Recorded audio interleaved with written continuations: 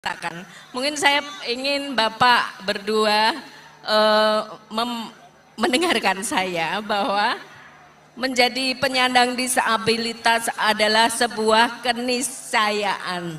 Siapapun di dunia ini kemungkinan akan menjadi penyandang disabilitas. Jadi saya berharap saudara-saudara semua yang ada di sini Bapak itu memahami bahwa kemungkinan seperti orang tua kita menjadi disabilitas.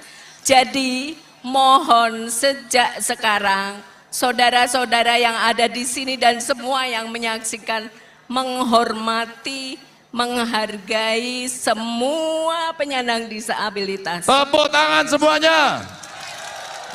Kita digugah perasaan kita untuk bisa memahami.